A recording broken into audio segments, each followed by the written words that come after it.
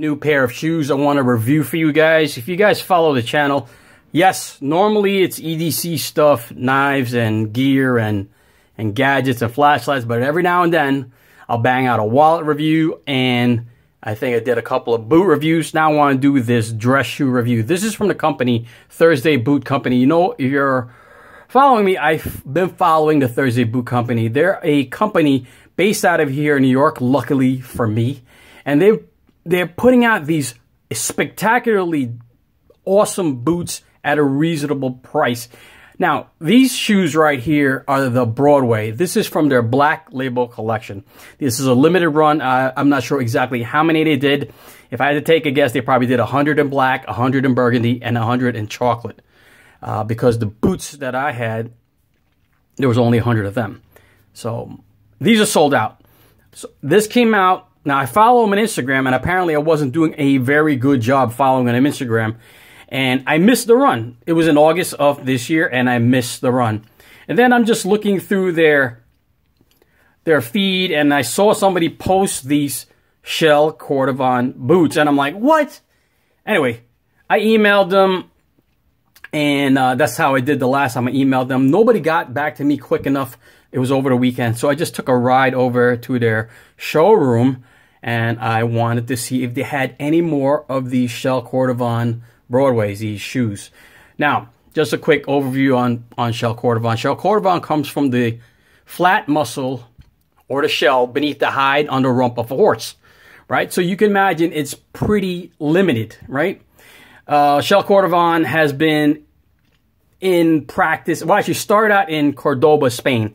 That's where they started the tanning process for shell Cordovan back in the 7th century. And so the shell is only obtained from horses, right? And only from that isolated section of their buttocks, their posterior, right? So suffice to say that the supply of this shell Cordovan leather is very limited. It's not rare. I made a mistake of saying that. Somebody corrected me. It's not rare, but it's definitely limited, right? There's a high demand for it because of its limitations. And because of that, it comes at a higher price point. Google it, folks. Google shell Cordovan shoes and tell me if you can find something under 900 bucks. Just so from Thursday Boot Company, these were $360.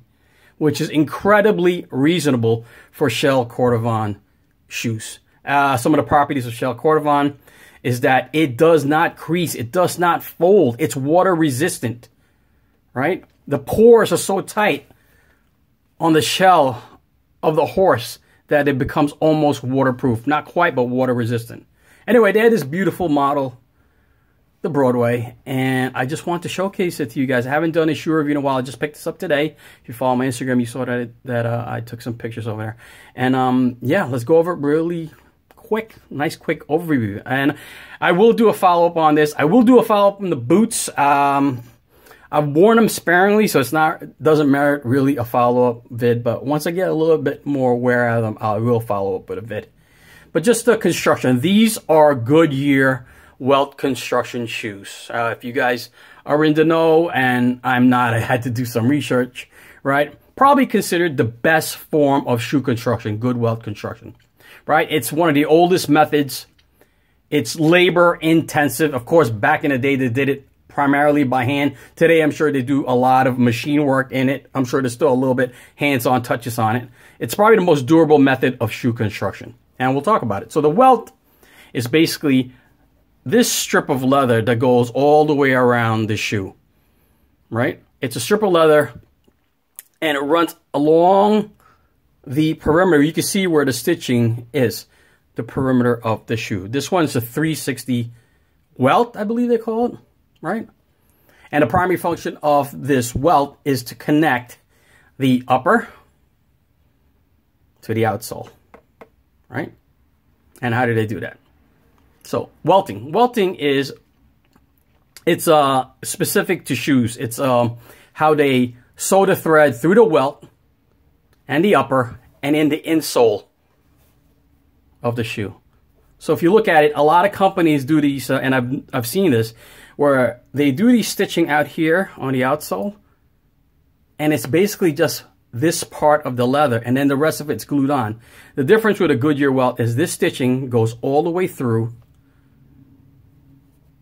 to the top of the welt and in the insole, which makes it more durable. Also makes it more water resistant. It's awesome. It's pretty awesome construction, right?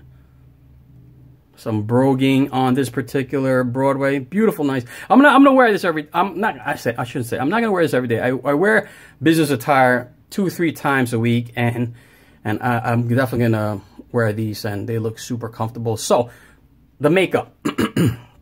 Actually, let's do the pros and cons. So the pros are of the welting is that there's 2 levels of stitching, and it makes it very easy to resole the shoe, right?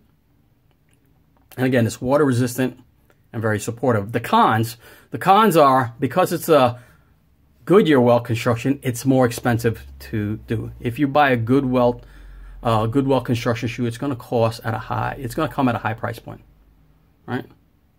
And because there's layers of leather in the outsole and into the insole, it becomes a little bit more stiff, and there's a little breaking in period. Inside, between the outsole and the insole, inside here, inside this compartment here is cork. There's a cork bed midsole, and you can see it. You watch some vids on it, they pour it in, they shape it, right?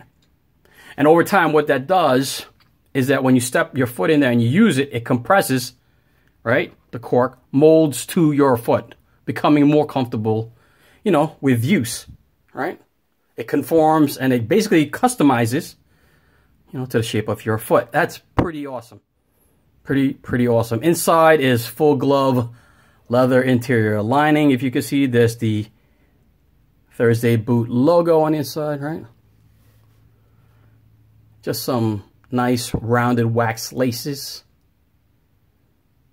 Overall, just a really sexy shoe. I'm really looking forward to using these every day. Look at that. Beautiful work. You know that I learned something too, that you gotta use a shoehorn, because I'm into this now, folks. I'm watching shoe construction, and a lot of guys just crush their shoe. You know, they're too lazy to untie the laces, so they just crush. They drop their heel on this and crush this part. You know how difficult it is to replace this stiffness over here? It's a process to make it stiffer. And if you just keep shoving your foot and crushing this part and crushing this part, eventually this becomes so flimsy that it won't have any support, and it costs a pretty penny to get that reconstructed. So use a shoehorn, folks. Use a shoehorn. The outsole is made is a combination of leather and rubber. It's got this 4 tap thing. I don't know how long that's going to last or wear, but it's nice and rubber, not slippery. Just beautiful. Gorgeous. Look at a Thursday boot. Anyway, I went to the store today. They were so friendly. They were so accommodating. I think the owners are 2 gents. If I recall, they're 2 gents, and it reflects on their staff because they hire the most exotic looking, beautiful women on the planet. Perfect for like Midtown Manhattan, right? Very accommodating, very friendly, very, you know, I went in there. I went in there wearing like a hoodie and my jeans and my Pena baseball cap. I was afraid I wasn't going to be received well. You know, I just figured there would be a little bit more hoity-toity. Not at all. Not the case. Very, very nice, very accommodating. Offered me some kind of a beverage while I was there. I got some free swag when I bought this. They gave me like a nice horsehair brush and some cream to take care of it. Anyway, folks. Just another shoe review for you guys. This one is the Broadway by Thursday Boot Company. Check them out.